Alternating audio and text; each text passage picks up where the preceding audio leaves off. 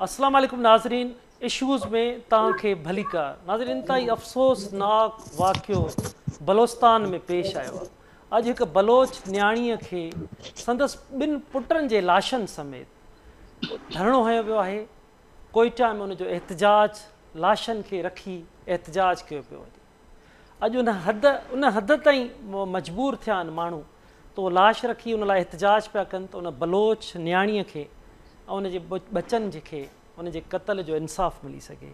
ग़रा नाज़ मरी बलोच उन कुझु ॾींहं अॻु में हिकु वीडियो बि जारी कई हुई जंहिंमें हुन बलूचिस्तान जे सूबाई वज़ीर अब्दुर्रहमान खैतरान जे हवाले सां वीडियो बयानु जारी कयो हो। वीडियो में त हुन उनजे निजी जेल में क़ैद आहे, हुनजी ज़िंदगी खे ख़तरो आहे। हुन पंहिंजी ज़िंदगीअ खे ख़तरे लाइ हिकु वीडियो जारी करे अपीलूं कयूं, पर कंहिं बि नोटिस न वरितो।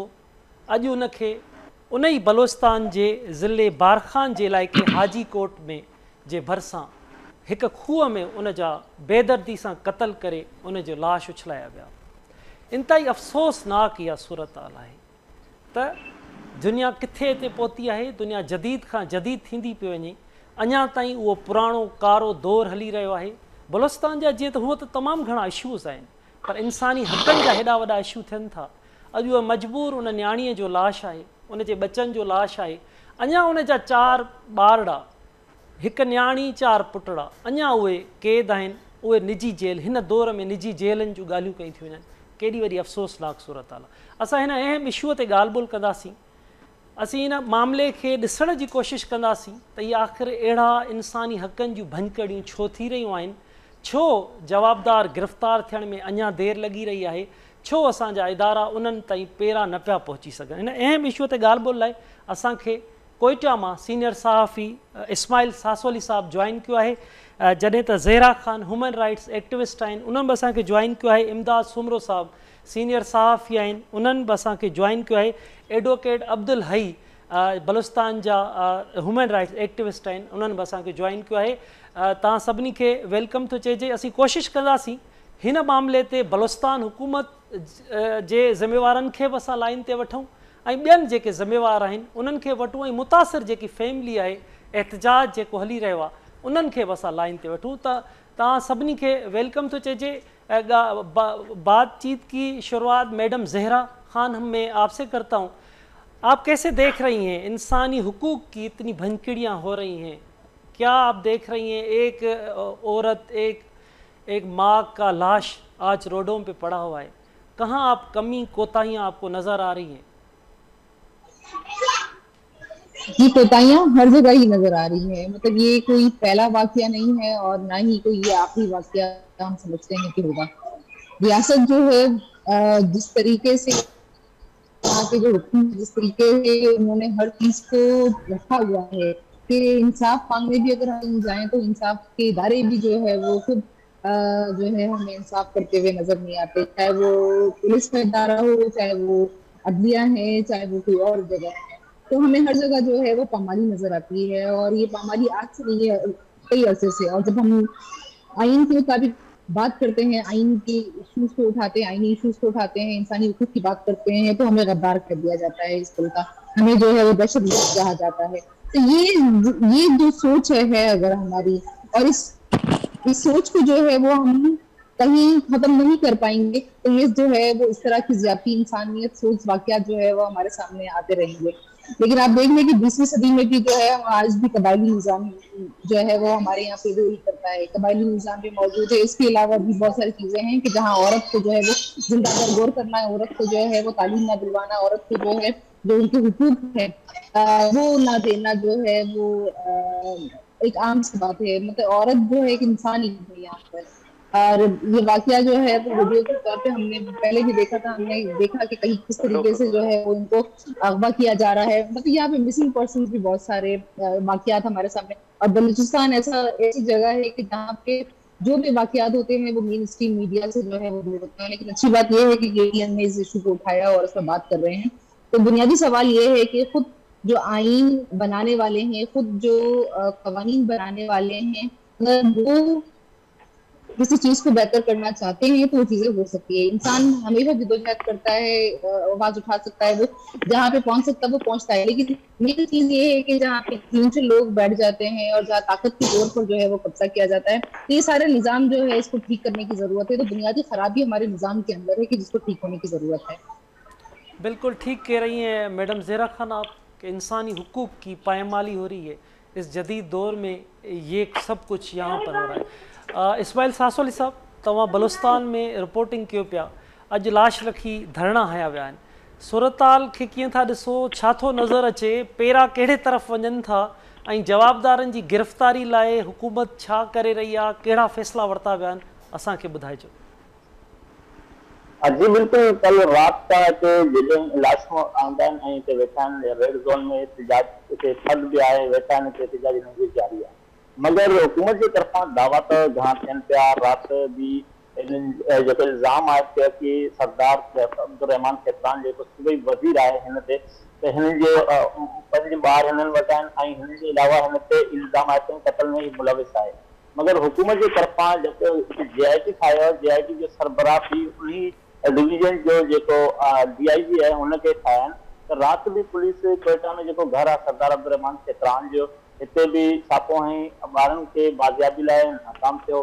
त अॼु ॾींहं जो DIG पाण हुते बारकान में जेको सरदार अब्दुर्रहमान खेतान जो घर आहे हुते छापो हई ऐं हुते 2 माण्हू गिरफ़्तार कया आहिनि। मगर हू ॿार जेका 5 जेका आहिनि सरदार अब्दुर्रहमान जे दावा कनि पिया कि हिन जे कब्ज़े में आहिनि, मगर हू बि बाज़ियाब न थिया आहिनि। हुकूमत जी तरफ़ां त पंहिंजे हथ ई दावा कल था कनि पिया कि हिन शइ ते असां संजीदा आहियूं ऐं वज़ीर आला बलूचिस्तान बि चई आहे, तर्जुमान बि चए थी, हिन जे हवाले सां हिकु शफ़ाफ़ इंक्वायरी कमेटी ठाहियो ऐं शफ़ाफ़ इंक्वायरी कमेटी जेको फ़ैसिलो कंदो, जेको ज़िम्मेवार हूंदा हिन जे ख़िलाफ़ कार्रवाई कंदो।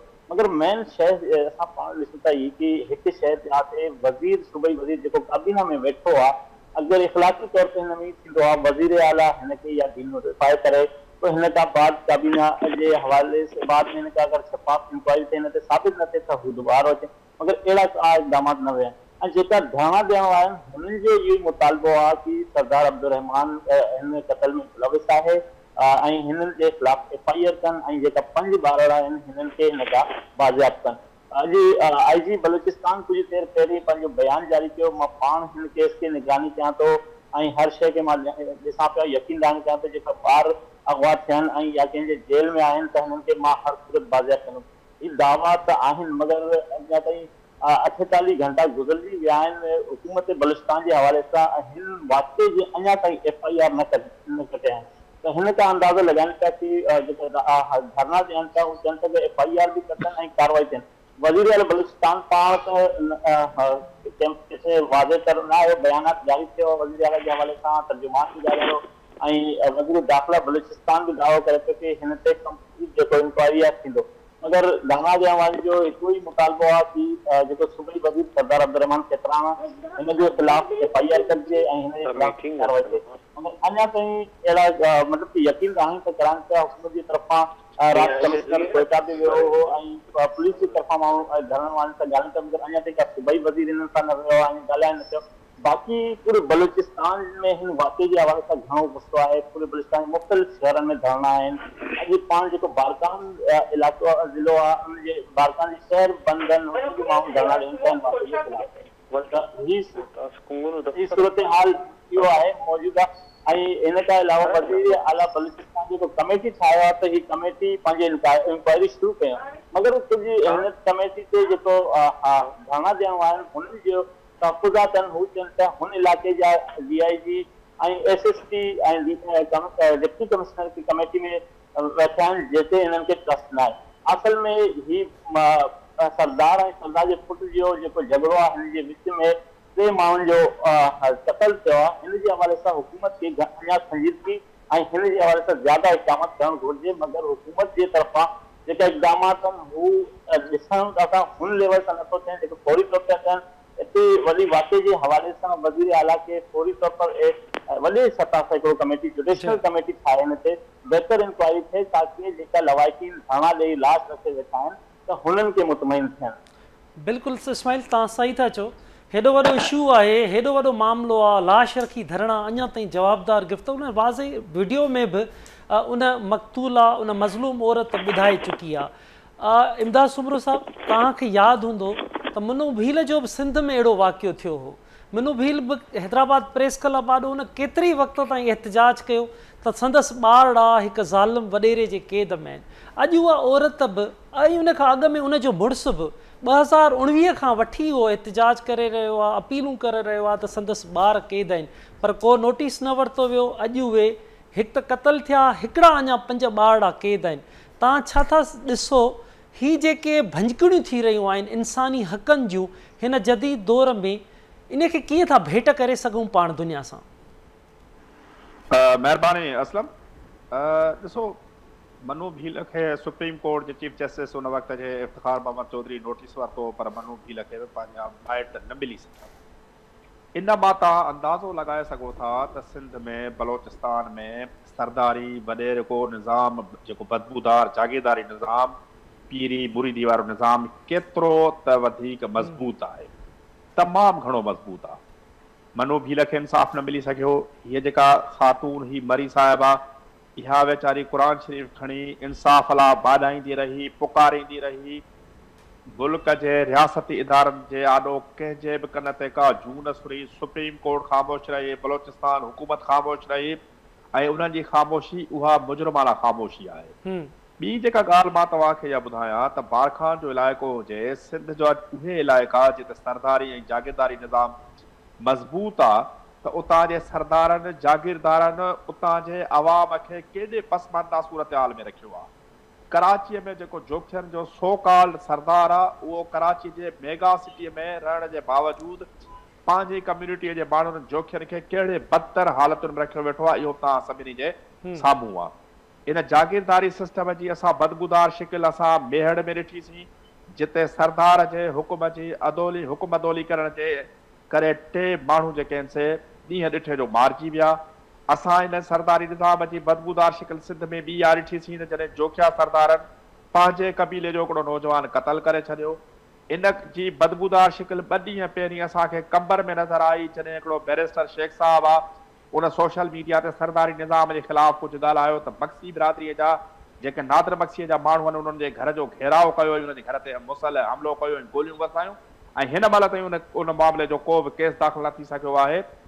ऐं उन्हनि सभिनी वाक़िअनि जी कंटिन्यूटीअ में जॾहिं असां ही बारखान वारो वाक़ियो ॾिसूं था त असांजो रूह कांडार जी वञे थो त हिन महिल ताईं जेके हू सर्द मौसम में कोयटिया जी हिकिड़ी माउ ऐं हिकिड़ो 16 सालनि जो मासूम ॿार ऐं 20 सालनि जो हिकिड़ो नौजवान जो लाश रखियो हू वेठा आहिनि। हिन महिल ताईं बलोचिस्तान हुकूमत जो को नुमाइंदो हुननि सां ॻाल्हाइण लाइ कोन आयो आहे। ऐं हिन महिल ताईं जेको अब्दुर्रहमान खेतरान आहे, न उहो गिरफ़्तार थियो आहे, न हुन ते FIR थी आहे, ऐं न उन जे ख़िलाफ़ का कार्रवाई थियण जी का उमेद नज़र अचे थी। हीउ जेको वाक़ियो आहे कोयटा वारो, बारखान वारो वाक़ियो, इहो पाकिस्तान जी अदलिया, बलोचिस्तान जी अदलिया, बलोचिस्तान गवर्नमेंट ऐं उन सां अलावा जेके पाकिस्तान जा रियासती इदारा, छो जो कुझु सर्किल्स इहो बि चई रहिया आहिनि त हीउ जेको सरदार अब्दुर्रहमान खेतरान आहे, इहो हर क़िस्म जे कानून खां बालातर आहे, उन जे करे बालातर आहे जो हुतां जे रियासती इदारनि जो मंज़ूर नज़र आहे।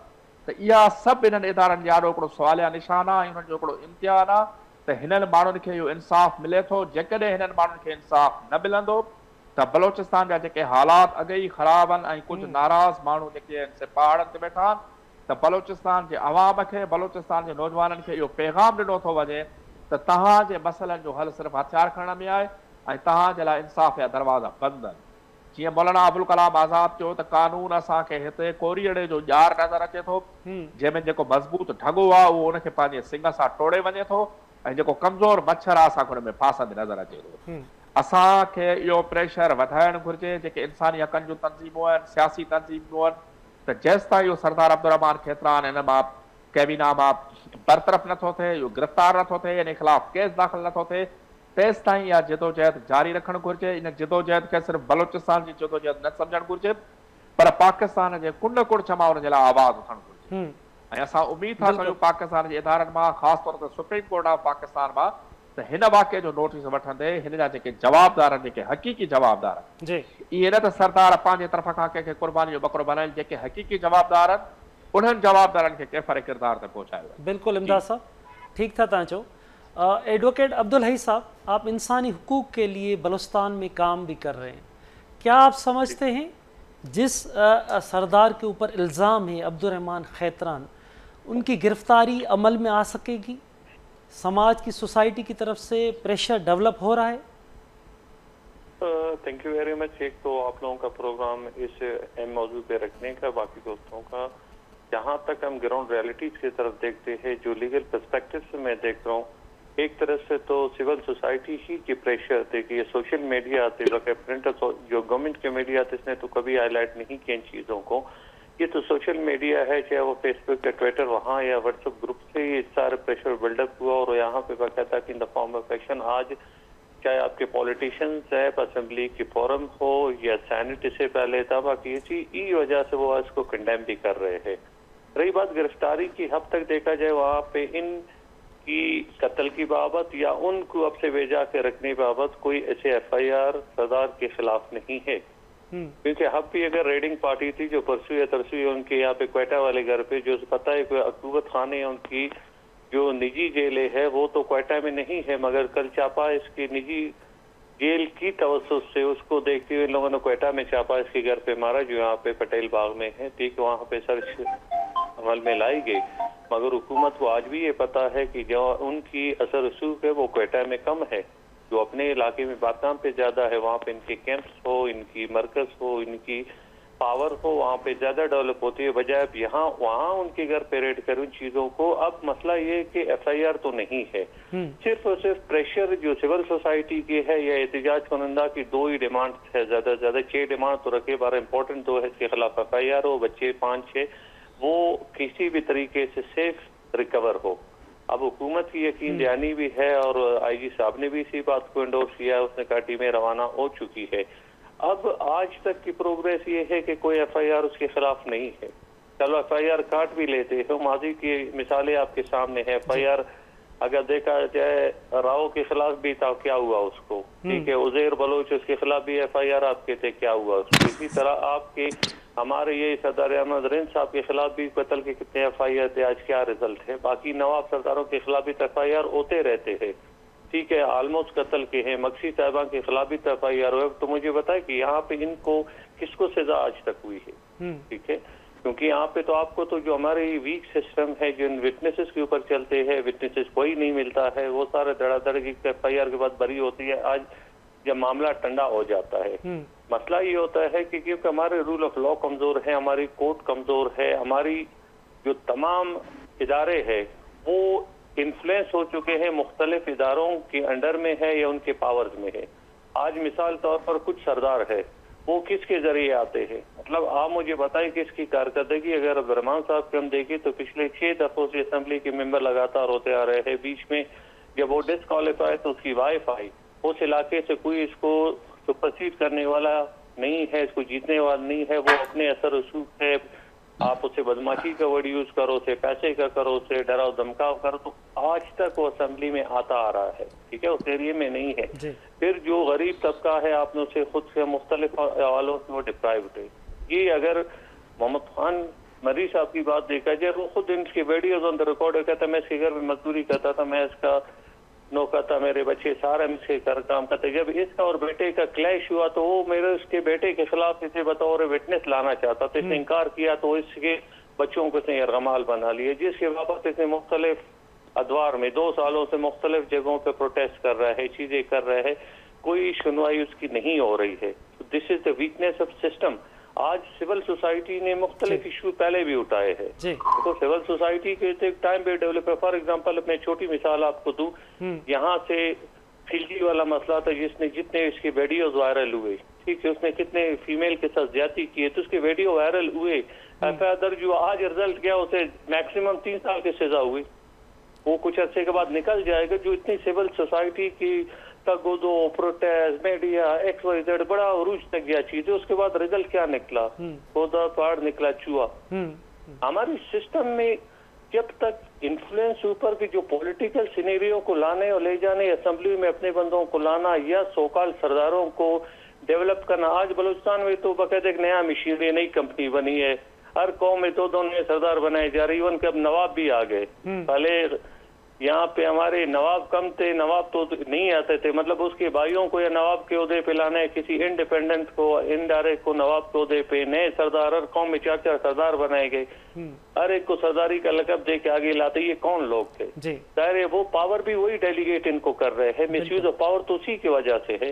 अब चंद सरदार है, उसके अगर चीजें देखे लोग गलत बोलते, बाकी अच्छे सरदार भी है। आप देखे सरदार बंगुल थे, उसने क्या गलत किया, आप देखे सरदार लेडी देखे, इसी तरह और सरदार है, उनके अच्छे लोग रिस्पेक्ट करते हैं चीजों की। बहुत से ऐसे सरदार है जो डिस्प्यूटेड है सिस्टम की वजह से, सिस्टम ने उसे बेचा पावर, बेलगाम पावर दिया है उसको, और उनके अब कौन जाता है इसकी? अगर एसएचओ जाएगा, एसपी जाएगा, अगर ये होता तो आज तक तो एफआईआर कट जानी चाहिए। एफआईआर लोग नहीं काट रहे हैं इस गरीब की, इतनी प्रोटेस्ट, सिविल सोसाइटी, आप देखो मतलब आउट ऑफ बलूचिस्तान माशाल्लाह सिंध से इस चीज को फोकस कर रहे हैं, नेशनल मीडिया ने GOXYZ ने फोकस की, इसके बावजूद भी रिजल्ट इज निल।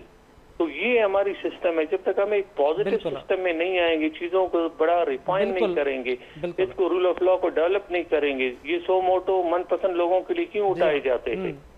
आज आपके बलूचिस्तान में कितने इश्यूज है?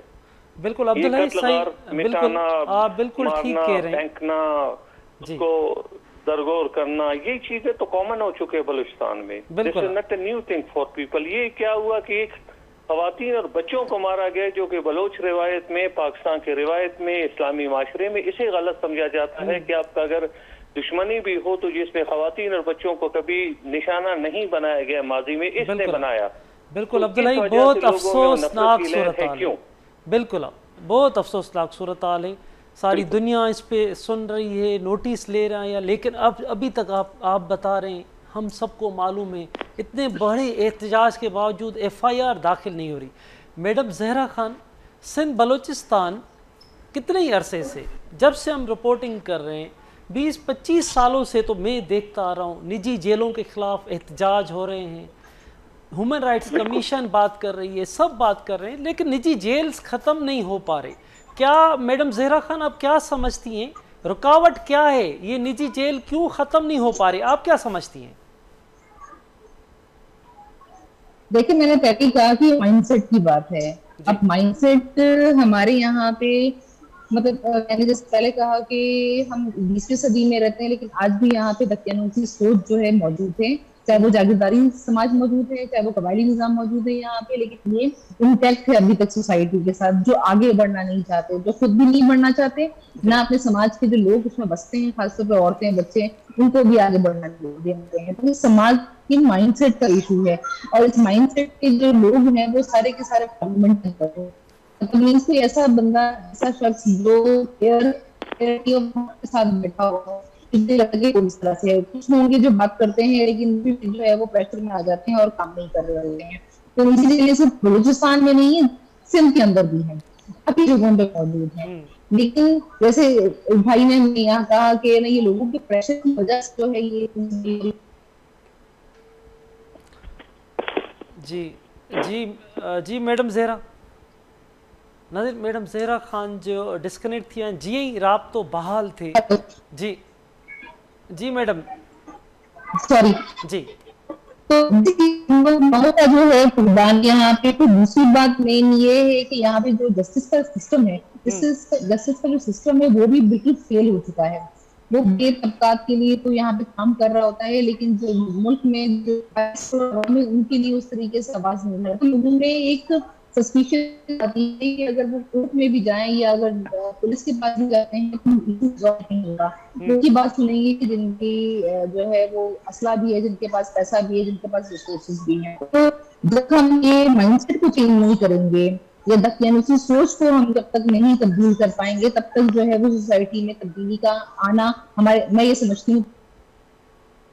जी बिल्कुल मैडम जहरा, आप बिल्कुल ठीक कह रही हैं।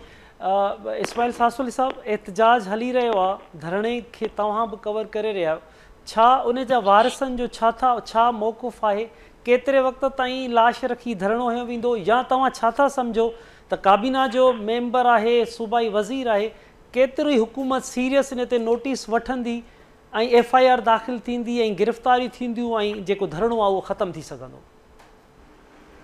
असल में हिननि जो एहतजाज बिल्कुलु हले पियो, मगर जेके हिननि जी पंहिंजी तक कोशिशि आहे, चया बि आहिनि कि जेसि ताईं वज़ीर आज़म नथो अचे, असांखे यकीन दान नथो कराए, असांजो एहतजाज जारी रहंदो। लाशम रखे हिते वेठा आहिनि, एहतजाज राति खां जारी आहे। मिस्ट्री में बि वेठा आहिनि माण्हू, ऐं हिननि सां जेको मरी बिरादरी आहे, हिननि सां हिते सिविल सोसाइटी जा घणा माण्हू अचनि पिया हमदर्दी लाइ, हिननि जो आवाज़ बणण लाइ। हिननि जो चवणु आहे कि जेसि ताईं असांजो जेको वाक़े जो FIR दर्ज न थियो आहे ऐं जेका ॿार आहिनि पंहिंजे हुननि खे बाज़ियाब न पिया कनि, त असांजो धरणो जारी रहंदो। हुकूमत जे तरफ़ां त बयानात जे हद तक तो घणो असांखे सीरियस ॾिसणु अचे पियो कि राति ई बयानु थियो, हिन खां बाद वज़ीर दाख़िला जी सरबराह में हिकु मीटिंग बि करायो, मगर ही छापा वग़ैरह ही चवनि पिया कि जेसिताईं असां मञी नथा वाक़े जो FIR दर्ज थिए ऐं जेका मुलविस आहिनि हुननि जे ख़िलाफ़ कार्रवाई थिए। हुकूमत जे उहें ई अगरि GIT ठाहिणो बि आहे त कम से कम हुन इलाइक़े जा अफ़सरान खे हुकूमत खे वाज़े तौर ते ॿिए ज़िले जो या ॿिए डिवीज़न जो अफ़सरान खे GIT में शामिल कनि ताकि कम से कम हुन वाक़े जा असल हक़ाइक़ ख़बर पवनि कि ज़िम्मेदार केरु आहे। हाणे इन इलाइक़े जो SP खे बि ख़बर आहे, हिन ते बि जेका हमरा जेके एहतजाज कनि पिया, हिननि जो पहिरीं के SP ते बि इल्ज़ाम आहे, सरदार खेतरान जो जेको पुटु आहे इनाम खेतरान, हुननि बार बार इल्ज़ाम बि लॻायो कि ही SP आहे या ही DC आहे, त हिन सरदार जा पंहिंजा माण्हू आहिनि। त अहिड़े शख़्सनि ते जेके इल्ज़ाम बि आहिनि या जेका ॿार बाक़ी हिन जे कब्ज़े में आहिनि, त हिननि खे अगरि शफ़ाफ़ GIT ठाहिण लाइ ॿिए डिवीज़न जो अफ़सरान अचणु खपनि ऐं फौरी तौर ते हिन SP के DC के या मुअत्तल करे हिननि खे इंक्वायरी कनि त वाज़े तौर ते हिन ते वाज़े ते हुकूमत संजीदो आहे। अञा ताईं हुकूमत जे हवाले सां असां संजीदगी बिल्कुलु ॾिसणु न पई अचे। कल हालांकि सूबाई असेंबली जो इजलास हो, त हिते हिकिड़ो सूबाई वज़ीर मरी हो ऐं ॿियो JUI जो ज़ाबित रेकी बाइकाट कयो विया। हुकूमत जे दावा त पंहिंजे हथ आहिनि, मगर असांखे हक़ीक़ी दावा ॾिसणु न पिया अचनि। IG बलिस्तान बि हाणे दावो कयो कि असां टीमूं रवाना कयाऊं माण्हुनि खे गिरफ़्तारी लाइ। अॼु जीअं बारकान में विया DIG पाण छापो ऐं 2 माण्हू गिरफ़्तार कया, मगर जेका अञा ताईं 5 ॿार आहिनि हुननि जो बाज़ियाबी न थियो, हुननि जो फोटो जारी थिया आहिनि। ऐं हिन जे हवाले सां सरदार खेतरान जो पुटु ॿाहिरां वेठो शयूं बार बार सोशल मीडिया ते जारी करे पियो कि ही पुटु जेका हिन जा मुखानवन मरीज़ आहिनि ही हिते आहिनि, त हिन जी निशानदगी जे बावजूदि अञा ताईं शयूं न पिया थियनि। त हिन में फौरी तौर पर हुकूमत खे हिकु ॿिए GIT या जुडिशनल कमीशन ठाहे करे इंक्वायरी फौरी तौर ते करे ऐं जेका हिते वेठा आहिनि हिननि जा दावो इहो ई आहे कि असांजो धरणो जारी रहंदो, FIR न थींदो, असांजो धरणो जारी रहंदो ऐं जेका ज़िम्मेवार आहिनि हिननि जे ख़िलाफ़ कार्रवाई न थींदो। मगर हुकूमत चए थो कि न असां शफ़ाफ़ कंदासीं, मगर शफ़ाफ़ ते जेको कल GIT ठहियो आहे, मगर GIT थियण जे बावजूदि सूबाई वज़ीर आहे हू वज़ारत में वेठो आहे ऐं हू वज़ीर चए थो कि मुंहिंजे ज़ात ते इल्ज़ाम आहिनि। सरदार खेतरान चए थो मुंहिंजे ज़ात ते इल्ज़ाम आहिनि, मुंहिंजी शख़्सियत खे ख़राबु थो करे। ठीकु आहे, दुनिया में ईअं थींदो आहे, कंहिं ते इल्ज़ाम लॻंदो आहे, असां दुनिया जे मिसालूं ते वेही ॾींदा आहियूं। कुझु ॾींहं पहिरीं वज़ीर आला बलोचिस्तान असेंबली में वॾा तक़रीर कयूं, वॾो इंसानियत जो मिसालूं ॾिनियूं, तक़रीर कयूं कि मां रहम दिल ख़ुदा तरस माण्हू आहियां। त ख़ुदा तरस रहम दिल आहे त क़दम बि अहिड़ा खणणु घुरिजनि, सिर्फ़ु दावे जे हद तक न हुजनि। एॾा वाक़ियात बलिस्तान में मुसलसल थियनि पिया ऐं हिन औरत जी जेको वीडियो आहे त हुन महिल त वज़ीर आला खे घुरिजे त हुन महिल त इंक्वायरी कराए, हिन जेल जे हवाले सां तहक़ीक़ात कराए आहे, वाक़ई निजी जेल आहे, ही औरत हुते मौजूद आहे। त हुन वक़्तु बि डिप्टी कमिश्नर हुजे, चाहे DC हुजे या DIG, हुननि खां तहक़ीक़ात अगरि न कराइनि, हुन महिल कार्रवाई न कनि, त हाणे लाशूं आहिनि।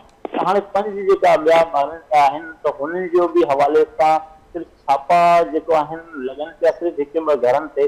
त जेसिताईं फौरी तौर ते FIR न थिए ऐं जुडिशनल इंक्वायरी न थिए त इन में संजीदगी एतिरो नज़र नथो अचे। बाक़ी रही ॻाल्हि कि हुकूमत बलूचिस्तान ते पब्लिक जो प्रेशर हाणे डेवलप थी वियो आहे ऐं पुलिस जे हवाले सां जेको माण्हुनि जो कॉन्सेप्ट आहे, पुलिस ते बि प्रेशर आयो आहे। इन खां बाद पुलिस जा जेका बयानात आहिनि हुन में बि घणो तब्दीली आहे, मगर माण्हू अञा ताईं रोडनि ते निकिता आहिनि। एहतजाज पूरे मुख़्तलिफ़ शहरनि में बलूचिस्तान जो थिए पियो, पूरो ॾींहुं मुख़्तलिफ़ शहरनि में मुख़्तलिफ़ ज़िलनि में एहतजाज जो सिलसिलो रहियो आहे। मगर संजीदगी गवर्नमेंट जो वाज़िह ठोस सभिनि खां पहिरीं हिन वाक़े खे एतिरो टाइम गुज़रिजी वियो त FIR न थियो, त हिन तरह संजीदगी ते घणो माण्हू मतिलबु कि हाँ बिल्कुलु, इहा बलूचिस्तान हुकूमत जी संजीदगी ज़ाहिर आहे त हिन वक़्त ताईं जॾहिं लाश रखी धरड़ो जारी आहिनि, हिन वक़्त ताईं उन्हनि जी संजीदगी जेकी वरिती वई आहे उहा असां सभिनी जे साम्हूं आहे। इमदाद सुमरो साहब, जेके फ़ोटू जारी कया विया आहिनि, इस्माइल सासोली साहब बि ॿुधायो, सरदार खैतरान जे बैक साइड उहे मासूम ॿारड़ा बि नज़र अचनि था उन फ़ोटूज़ में। तव्हां छा था सम्झो नंढड़नि मासूम ॿारनि सां हीअ रविश वॾनि घरनि में वॾनि माण्हुनि वटि न मासूम ॿारनि खे नौकर रखियो थो वञे, ईअं चइजे ग़ुलाम रखियो थो वञे, छा था सम्झो हिन जदीद दौर में दुनिया हेॾी तेज़ी सां अॻियां वधी थी, मासूम ॿारनि जो औरतुनि जो ख़्यालु रखियो थो वञे, असां वटि अञा ताईं इहा सूरत हाल आहे। इन मासूम ॿारनि जे हिन मामले ते छा बंदिश हुजणु घुरिजे, उन्हनि खे ग़ुलाम, उन्हनि खे नौकर रखणु, उन्हनि खे क़ैद रखणु, त कीअं बहितरियूं आणजनि, मुआशिरे में बहितरीअत जे तलाई छा थियणु घुरिजे? बिल्कुलु असलम, इहा बंदिश हुअणु घुरिजे, पाबंदी हुअणु घुरिजे, ऐं आइन में पाकिस्तान जे कानून में हिनजी का बि इजाज़त कोन्हे का। इहो इंसानियत जी तज़लील आहे। ऐं सभ खां पहिरीं हिकिड़ी ॻाल्हि जी मां वज़ाहत कयां त आइनी तौर ते पाकिस्तान में सरदार जो लक़ब अख़्तियार करणु, सरदार रहणु, उहो गैर कानूनी। माना पाकिस्तान जे आइन में सरदार हुजणु माना हिकिड़ो गैर कानूनी। ऐं हीउ जेको सरदार अब्दुर्रहमान खैतरान आहे या जेके हिते खुंभियुनि वांगुरु सिंध में जेके सरदार उभरी आया आहिनि मुख़्तलिफ़ ज़ातियुनि जा, जिन समाज खे वर्टिकली ऐं हॉरिज़ेंटली पाण में विरहाए छॾियो आहे। अॻु में जेके पाण में तज़ाद हूंदा हुआ उहे सियासी बुनियादनि ते, नज़रियाती बुनियादनि ते हूंदा हुआ। जेके ज़ात पात जूं सिंध में तंज़ीमूं नज़र थियूं अचनि ऐं उन्हनि जा वरी ख़ुदि साख्ता हिकिड़ा सरदार पैदा थी विया आहिनि, त इहो हिकिड़ो गैर क़ानूनी अमल ऐं गैर आइनी अमल आहे। ऐं हिन सरदार अब्दुर्रहमान खैतरान जे ख़िलाफ़ तमामु वाज़े सबूत आहिनि जेके उनजे पुट फराहम कया आहिनि, जिन में उहे 5 ॿार जेके हिन महिल ताईं बाज़ियाब न थी सघिया आहिनि। इहो रियासत जी रिट खे चैलेंज कंदड़ जेको इहो सरदार अब्दुर्रहमान खैतरान आहे, फौरी तौर ते काबीनामा बरतरफ़ करे, केस दाख़िल करे ऐं उनखे गिरफ़्तार करे उनजे ख़िलाफ़ केस हलायो वञे ऐं उनखे हिकिड़ो अहिड़ो इबरतनाक मिसाल बनायो वञे त सुभाणे कंहिं सरदार वॾेरे जागीरदार खे इहा हिमत हासिल न थिए त हू कंहिं माण्हूअ खे, कंहिं ग़रीब जे खून खे सस्तो सम्झे। त रियासत खे पंहिंजो किरदारु साबित करणो पवंदो, रियासत खे पंहिंजो वजूद साबित करणो पवंदो। सुप्रीम कोर्ट खे हिन मामले जो नोटिस वठणु घुरिजे ऐं जेको मरी बिरादरी वारनि जेको धरणो आयो आहे उहो बिल्कुलु सही धरणो आयो आहे। उन्हनि जी जेका डिमांड आहे उहा बिल्कुलु जाइज़ आहे। पाकिस्तान में रहंदड़, सिंध जे कुंड कुड़छ में रहंदड़, पाकिस्तान जे कुंड कुड़छ में रहंदड़ माण्हू उनजे हिन डिमांड खे माना सेकड़ था कनि ऐं जेके सबूत हिन महिल ताईं उनजो जेको पुटु आहे इनाम खैतरान, उन जेके सबूत रखिया आहिनि उहे सबूत काफ़ी आहिनि त हिन जे ख़िलाफ़ अब्दुर्रहमान खैतरान जे ख़िलाफ़ केस दाख़िल कयो वञे ऐं हिनखे गिरफ़्तार कयो वञे, हिनखे काबीनामा बरतरफ़ कयो वञे।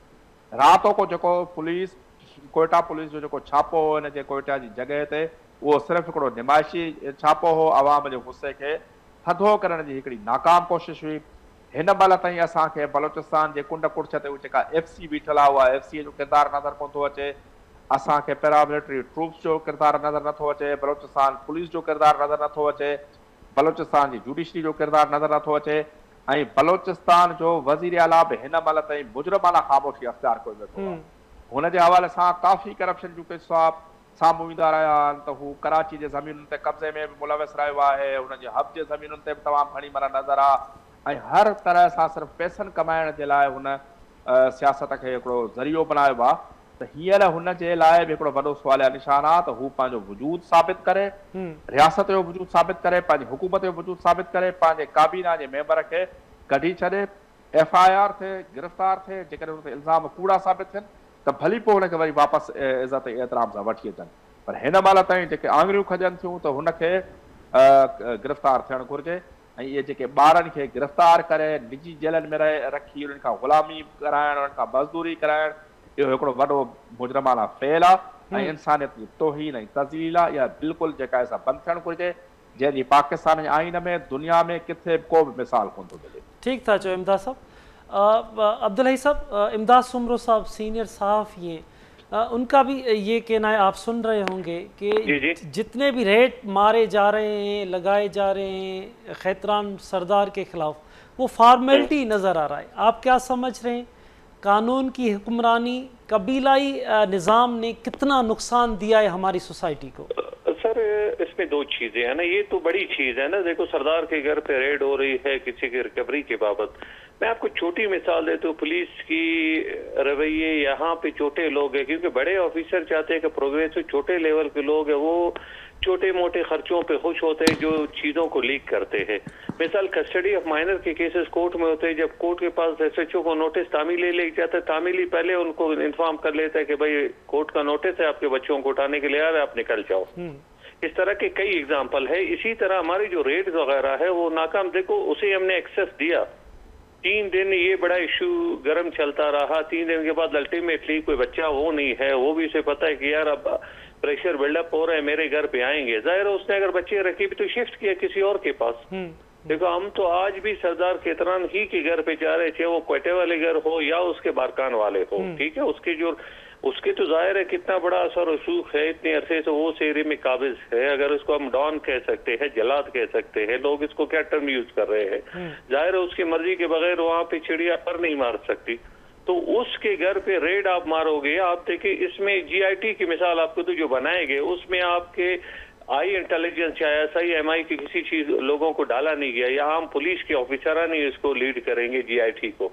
अब GIT से पहले तो चाहिए था FIR बना के आप इसको स्पेशल ब्रांच को इन्वेस्टिगेशन दे देते, बजाय आप GIT बनाओगे, GIT 3 महीने 2 में इसको रिपोर्ट करोगे, वो नहीं है मसला। ये अगर पुलिस की वाकई सीरियसनेस हो तो फिर इनकी तमाम चीजें मीडिया पे लीक ना हो कि हम टीमें भेज रहे हैं, टीमें जा रही है, टीमें यहाँ से निकल चुकी है, टीमें पहुंच रही है, इसका मतलब you are going to intimate them कि वी आर कमिंग, निकल सकते निकल जाओ ताकि हम आ जाए तो प्रोग्रेस ना हो। जब आपने वाकई विलफुल हो तो फिर आपके जो मूवमेंट्स है वो सीक्रेट हो। कौन सी दुनिया में, कौन सी मजहब में, कौन से जगहों पे जो सीक्रेट मूवमेंट्स होती है जहां हम रेड करते हैं वो लोगों को कहाँ बताए जाते हैं? These are not the public thing कि हम उसे पब्लिक करें। प्रोग्रेस पब्लिक होती है, अचीवमेंट पब्लिक होती है, मूवमेंट कभी नहीं होती है। बिल्कुल सही कह रहे हैं। मूवमेंट करते हैं किसने? पब्लिक के। ये हमारे माशरे में ड्रामा शुरू है ना जी।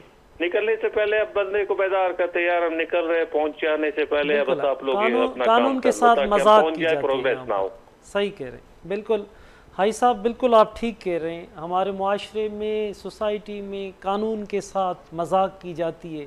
बड़े आदमी के लिए एक कानून, गरीब के लिए एक कानून। नाज़रीन, इंतहाई अहम मामलों। हाई साहब आपकी बहुत शुक्रिया, आपने KTN न्यूज़ को वक्त दिया। इस्माइल सासोली साहब तव्हांजी महिरबानी, मैडम ज़हरा ख़ान, इमदाद सुमरो साहब, तव्हां सभिनी जी महिरबानी। नाज़रीन, इंतहाई अहम मामलो आहे। अॼु हिकु बलोच नियाणीअ जो लाश कोयटा जे रोडनि ते आहे। 2 बलोच नौजवान, उन जा पुट आहिनि, उहे लाश उते रोडनि ते आहिनि। खून सां इंसाफ़ लाइ एहतजाज कयो पियो वञे। माण्हू एहतजाज करे रहिया आहिनि समूरे बलोचिस्तान में त वज़ीर आज़म हुननि वटि पहुचे, इंसाफ़ ॾियारे, न त हुननि जो एहतजाज जारी रहंदो। हेॾे वॾे एहतजाज खां बावजूद बि हिकु उहा मक़तूला औरत जेके कुझु ॾींहं अॻु वीडियो जारी करे थी, वीडियो में ॿुधाए थी त उनखे कंहिं क़ैद कयो आहे, किथे क़ैद कयो आहे, कहिड़े निजी जेल में आहे, कहिड़ो सरदार आहे, हर निशानदही बावजूद बि उन्हनि ते FIR दाख़िल न थिए, उन जी गिरफ़्तारी अमल में न अचे। इंतिहाई अफ़सोसनाक आहे, इंतिहाई शर्मनाक आहे त हेॾो वॾो मामिलो हुजे ऐं उन में फॉर्मेलिटीज़ पूरियूं कयूं वयूं हुजनि, उन में छापा ॾेखारण लाइ हया विया हुजनि। इहा इंतिहाई अफ़सोसनाक आहे। अॼु समूरे मुल्क मां मुतालबो अची रहियो आहे त उन बलोच माउ जी जे खून सां इंसाफ़ कयो वञे, उन जे बचनि सां इंसाफ़ कयो वञे। 5 ॿार अञा क़ैद आहिनि। फौरी तौर ते वज़ीर आज़म खे नोटिस वठी उन्हनि 5 ॿारनि खे बाज़ियाब कराइणु घुरिजे, उन्हनि जी ज़िंदगियूं बचाइणु घुरिजनि। वरी नवनि इशूज़ सां गॾु ॿीहर गॾूंदासीं। तेसिताईं पंहिंजे मेज़बान असलम हैदर खे ॾींदा इजाज़त। अल्लाह भाई।